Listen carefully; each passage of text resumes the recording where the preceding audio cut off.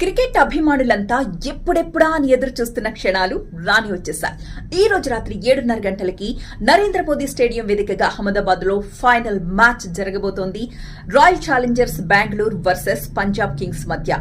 And ఈ రోజు సినీ అభిమానులకు కూడా బిగ్ డే కాబోతోంది. ఎలా అంటారా? ఈ రోజు జరగబోయే ఐపీఎల్ ఫైనల్ మ్యాచ్ లో వార్ 2 కి సంబంధించిన గ్లింప్స్ రిలీజ్ చేస్తారు అన్న వార్త సోషల్ మీడియాలో ప్రస్తుతం ట్రెండింగ్ లో ఉంది. దీనికి సంబంధించి సినిమా ఒక నిర్మాణ సంస్థ అయిన ఇష్రాజ్ ఫిలిమ్స్ ప్లాన్ కూడా చేసినట్లు తెలుస్తోంది. ఆల్రెడీ వార్ 2 టీజర్ రిలీజ్ అయిపోయింది. అద్భుతమైన ప్రేక్షకాదరణ పొందుతోంది. అండ్ ప్రమోషన్స్ కూడా షురూ చేసేసింది చిత్ర బృందం. ఆగస్టు 14నే రిలీజ్.